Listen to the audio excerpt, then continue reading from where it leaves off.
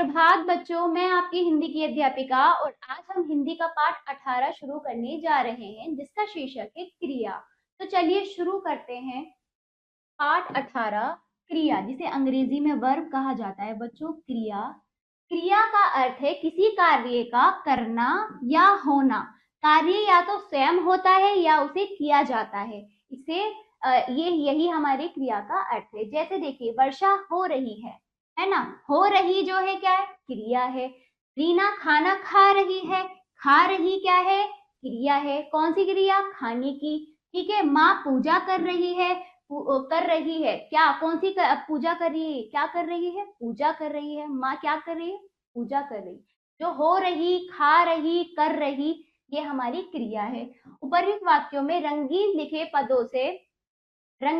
पदों से किसी न किसी कार्य के होने का पता चल रहा है। इन्हें ही क्रिया कहते हैं। जिन शब्दों से काम करने अथवा होने का बोध होता है उन्हें क्रिया कहते हैं। या तो काम हो रहा है या उसे किया जा रहा है। क्रिया के आधारित अथवा मूल रूप को धातु कहते हैं। ठीक है। क्रिया के आधारिक अथवा मूल रूप को धातु कहते हैं। प्रत्येक क्रिया की रचना धातु से होती है। जैसे देखिए, ये मूल रूप है ना। धातु जिसे कहते हैं। लिख, लिख से क्या हुआ? लिखना, लिखा, लिख दिया, लिखेगा, लिखेगी, लिखोगे। ये क्या है? क्रियापद है जिसमें लिखने वाला काम हो रहा है। पटका, पढ़ना, पढ़ा, पढ़ लिया, पढ़ेगा, पढ़ेगी, पढ़ोगे। ये क्या है? पठ से क्या है? कौन सा? पढ़ने, पढ़ने का काम हो रहा है। पढ़ने की क्रिया। झुक का, झुकना, झुक से क्या? ये एक धातु रूप है, मूल रूप है। इससे क्रिया वाले जो पद है क्या है? झुकना, झुका, है ना। झुक गया, झुकेगा, झुकेगी, झुकोगे। इस प्रकार खाद का जो है आपका खाद शब्द है ना। खाद से ये मूल व धातु शब्द है। इससे बनी क्रियाएं क्या है? खाना, खाया, खा लिया, खाएगा, खाएगी, खाओगे। इस प्रकार क्रियापद धातु से बनते हैं, है ना। धातु से इसकी रचना होती है। किसकी? क्रिया की। और क्रिया का अर्थ क्या है? किसी काम का करना या होना ही का अर्थ जो है क्रिया है। चलिए, क्रिया के भेद दो आधार पर किए जाते हैं। नंबर 1 रचना के आधार पर, नंबर 2 कर्म के आधार पर, है ना। रचना के आधार पर और कर्म के आधार पर क्रिया के दो भेद होते हैं। इस अध्याय में हम कर्म के आधार पर क्रिया के भेदों का अध्ययन करेंगे, है ना। पाठ में हम क्या सीखेंगे? कर्म के आधार पर। ठीक, चलिए। कर्म के आधार पर क्रिया के निम्नलिखित दो भेद होते हैं, सकर्मक क्रिया, अकर्मक क्रिया। चलिए आप देखते हैं ये क्रियाएं किस प्रकार की होती है। सकर्मक क्रिया, जिन क्रिया शब्दों के साथ कर्म का प्रयोग करने की आवश्यकता होती है उन्हें सकर्मक क्रिया कहते हैं। जैसे धोबी कपड़े धो रहा है ना। और बकरी घास खा रही है, नल से पानी बह रहा है। उपर्युक्त वाक्यों में कर्म क्रम से कपड़े, घास व पानी है ना।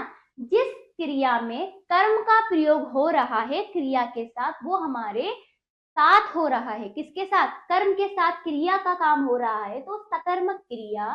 जैसे कपड़े क्या है? कर्म है, घास है, पानी है, सारे कर्म जिनके बिना वाक्य अधूरे रह जाएंगे। अतः इन वाक्यों की क्रियाएं सकर्मक है ना। आगे देखिए, अकर्मक क्रिया, जिन क्रिया शब्दों के साथ कर्म का प्रयोग करने की आवश्यकता नहीं है उन्हें अकर्मक क्रिया कहते हैं। जैसे पक्षी उड़ रहे हैं, चांद चमक रहा है, राजू तैर रहा है। उपर्युक्त वाक्यों में कर्म की आवश्यकता नहीं पड़ी, इसलिए इनकी क्रियाएं उड़ रहे हैं, चमक रहा है, तैर रहा है, अकर्मक क्रियाएं। समझ में आ रहा है? कर्म का अर्थ क्या है? काम, जिसमें कोई काम करना है, कोई काम किया जाता है ना। वो हमारे व्यवहार में नहीं है, वो हमारा क्या है? नेचर नहीं, वो हमारी प्रकृति नहीं है। हम उस काम को कर रहे हैं, वो काम करना है, तो वो वो कौन सा है? सकर्मक क्रिया। और जो हमारे क्या है? वो हमारी प्रकृति में है, वही हमारा काम है। जो प्रकृति ने हमें दिया है, हमें उसे करने की जरूरत नहीं, वो अपने आप हो रहा है। क्या हो रहा है? अपने आप हो रहा है। होने के लिए अपने आप हो रहा है, वो कौन सा है? अकर्मक। उसमें कर्म की आवश्यकता नहीं है। ठीक है। जैसे पक्षी का काम क्या है? अपने आप उड़ते रहना। चांद का काम क्या है? चमकना। उसका काम वो ये है कि उसे जबरदस्ती उसको करना नहीं पड़ रहा है कि उसको करना है, उसकी प्रकृति ही वही है, उसपे कर्म की आवश्यकता नहीं है। ऐसे ही राजू राजू को तैरना आता है, तो वो क्या है, तैर रहा है ना। उपरोक्त वाक्यों में कर्म की आवश्यकता नहीं पड़ी, इसलिए इनकी क्रियाएं उड़ रहे, चमक रहा, तैर रहा अकर्मक क्रिया है। ठीक है, सकर्मक क्रिया के भेद, अब इनके भी भेद हैं। सकर्मक क्रियाएं दो प्रकार की होती, एक कर्मक क्रिया है, द्विकर्मक क्रिया है। ठीक है, एक कर्मक क्रिया, जिस सकर्मक क्रिया के साथ एक कर्म आता है उसे एक कर्म क्रिया कहते हैं। जैसे माता खाना खिलाती है, प्रिया ने कार खरीदी, नौकर पानी देता है, अध्यापिका पुस्तक पढ़ती है। द्विकर्मक क्रिया में क्या हो रहा है, जिस सकर्मक क्रिया के साथ दो कर्म आते हैं उसे द्विकर्मक क्रिया कहते हैं, है ना। जैसे माता बच्चों को गाना सुनाती है ना। नौकर मालिक को चाय देता है ना। प्रिया ने भाई को खाना खिलाया। देखिए बच्चों, ये वाला अध्यापिका विद्यार्थियों को पुस्तक पढ़ाती है ना। विद्यार्थियों पे काम हो रहा है, एक तो काम विद्यार्थियों को पढ़ाना, दूसरा काम क्या है, पुस्तक पढ़ना। दो काम हो गए, जहां दो काम हो गए द्विकर्मक, जहां एक काम हो रहा है एक कर्मक, है ना। चलिए, क्रिया में परिवर्तन। क्रिया एक विकारी शब्द है, अर्थात क्रिया में लिंग, वचन और सर्वनाम के अनुसार परिवर्तन होता है ना। जो इस प्रकार से है, मतलब क्रिया क्या है, एक विकारी शब्द, इसमें परिवर्तन हो सकता है किसके अनुसार, लिंग के अनुसार, वचन के अनुसार और सर्वनाम के अनुसार। जैसे लिंग के अनुसार देखिए, क्रिया का लिंग संज्ञा के अनुसार बदल जाता है ना। क्रिया का जो लिंग पुल्लिंग में आकारांत है, स्त्रीलिंग में इकारांत हो जाता है। यानी कि देखिए, लिंग के अनुसार पुल्लिंग में क्या है, क्रिया का क्या है, आकारांत है, और फिर वो किसमें परिवर्तित हो जाता है, इकारांत में हो जाता है, यदि लिंग संज्ञा लिंग के अनुसार बदला जाता है। ठीक है, चलिए देखते हैं। जैसे राहुल पढ़ता है, आकारांत यानी बड़ी मात्रा वाला आकारांत। मीना पढ़ती है, इकारांत में हो गया। यानी कि राहुल क्या है, पुल्लिंग है, मीना स्त्रीलिंग है। राहुल पढ़ता है, वो पढ़ती है, तो ये आकारांत वाला शब्द बन जाएगा। क्रिया क्या है, पढ़ना ही तो है। रंगीन शब्द जो है ना, ये क्रिया है। ता का ती हो गया, आकारांत का इकारांत हो गया। कपिल कल यहाँ आया था, आया क्या है, क्रिया है। रानी कल यहाँ आई क्या है, क्रिया है। तो आया या यानी आकारांत किस में परिवर्तित हो गया, इकारांत, आ का ई हो गया, है ना। आगे देखिए, ये हो गया लिंग के अनुसार। अब वचन के अनुसार, यदि संज्ञा एक वचन में हो तो क्रिया भी एक वचन में रहती है, और यदि संज्ञा बहुवचन में हो तो क्रिया भी बहुवचन में बदल जाती है। जैसे मैं खाता हूं, हम खाते हैं। ठीक है, ऐसे ही लड़का खा रहा है, लड़के खा रहे हैं। ऐसे ही बच्चा पढ़ रहा है, बच्चे पढ़ रहे हैं। ठीक है, इस प्रकार यदि क्या है, क्रिया एक वचन में है तो एक वचन, बहुवचन में है तो क्रिया भी बहुवचन में हो जाती है। खाता का खाते हो गए, ठीक है। खा रहा का खा रहे हो गए, ठीक है। पढ़ रहा का पढ़ रहे हो गए, बहुवचन में। जैसी हमारी संज्ञा वैसे ही हमारी क्रिया। संज्ञा एक वचन तो क्रिया भी एक वचन, संज्ञा बहुवचन तो क्रिया भी बहुवचन। देखिए बच्चों, अगला तीसरा, सर्वनाम के अनुसार आकारांत सकर्मक क्रिया रूप पुरुष के अनुसार नहीं बदलते, किंतु अन्य क्रिया रूपों में परिवर्तन आ जाता है ना। जैसे उत्तम पुरुष, मध्यम पुरुष, अन्य पुरुष। उत्तम क्या हुआ, मैं, मध्यम तुम हो गया, अन्य क्या हो गया, वह। ठीक है, मैं जाता हूं, तुम जाते हो, वह जाता है। ठीक है, मैं जाऊंगा, तुम जाओगे, वह जाएगा। मैं जाऊं, तुम जाओ, वह जाए। समझ रहे हो आप।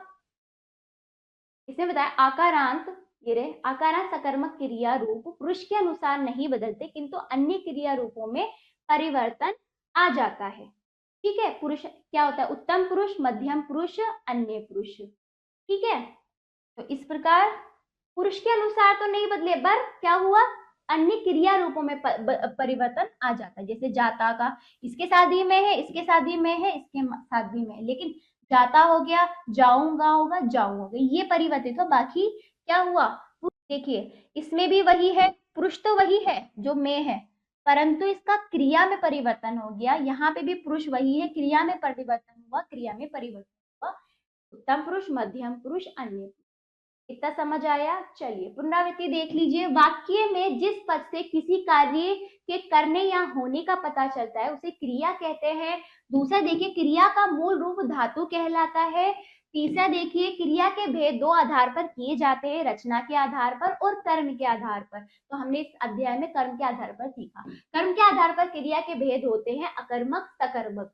सकर्मक क्रिया के भेद दो भेद होते हैं, एक कर्मक क्रिया व द्विकर्मक क्रिया। तीसरा देखिए, क्रिया एक विकारी शब्द है जिसमें लिंग, वचन और सर्वनाम के अनुसार परिवर्तन होता है। ठीक है, अकर्मक और सकर्मक का पता चल गया।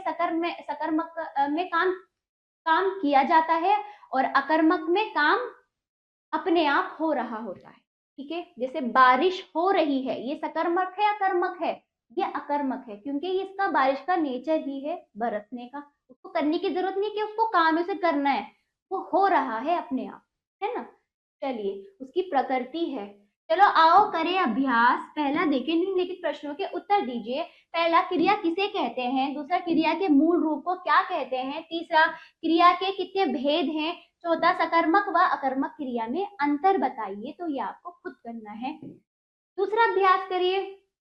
तो ये आप इन प्रश्नों के उत्तर पाठ के अनुसार अच्छे से समझा दिया है और आप भी इसको अच्छे से पढ़कर स्वयं अपनी अभ्यास पुस्तिका में करेंगे। ये बच्चों, कोष्टक में दी गई धातु का क्रिया रूप बनाकर रिक्त स्थान में भरिए। जैसे बच्चों ने निबंध लिख से क्या बना? लिखा। लिख से बना लिखा। तो धातु रूप से हमें क्रिया बनाना है, लिखा। ठीक है, ऐसे मैंने मोहन को पुस्तक डैश है। मैंने मोहन को पुस्तक भेजी है। भेजी। ठीक है, तीसरा, पक्षी आकाश में डैश है। पक्षी आकाश में उड़ रहे हैं। क्या रहे हैं? उड़ रहे हैं।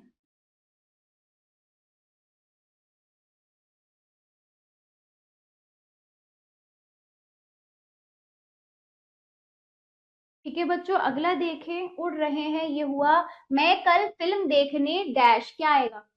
मैं कल फिल्म देखने, क्या होगा? जा का जाऊंगा। मैं कल जा से बना जाऊंगा। जाऊंगा। जा से बना क्रिया जाऊंगा। ठीक है, दर्जी कपड़े डैश है। दर्जी कपड़े सिलता है। तो आपको उस धातु से क्या बनाना था? क्रिया शब्द। मैं कल फिल्म देखने जाऊंगा, दर्जी कपड़े सिलता है। अगला देखिए, निम्नलिखित वाक्यों में उचित कर्म लगाकर उन्हें पूरा कीजिए। रवि लिखता है, क्या लिखता है? तो क्या लिख सकते हो आप यहाँ पे? कर्म पत्र लिखता है। कर्म क्या होता है? जिस पर काम होता है। कर्म क्या होता है? जिस पर काम होता है। किस पर? पत्र पर क्या काम हो रहा है? लिखने का। दूसरा, किशन डैश जाता है। किशन कहाँ जाता है? किशन स्कूल जाता है। तो स्कूल पर काम हो रहा है जाने का, स्कूल जाता है। ठीक है, तीसरा, गाय डैश खाती है। गाय घास खाती है। तो क्या हो रहा है?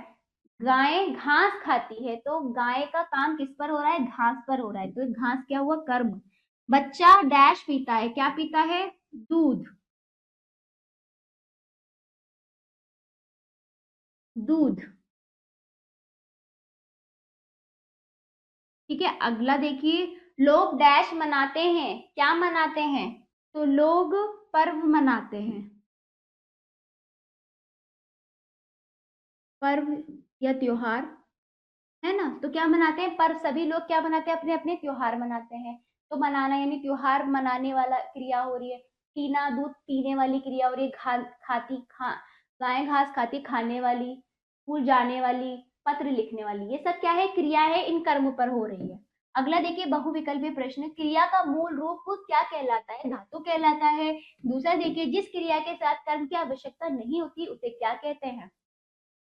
जिस क्रिया के साथ कर्म की आवश्यकता नहीं होती उसे अकर्मक कहते हैं। तीसरा देखिए, जिस क्रिया के साथ एक कर्म आता है उसे क्या कहते हैं? एक कर्मक। क्या कहते हैं? एक कर्मक क्रिया। चलिए, तो ये पाठ समाप्त होता है। आशा करती हूँ बच्चों आपको ये पाठ समझ आया होगा। इसका अभ्यास करिए आप जरूर।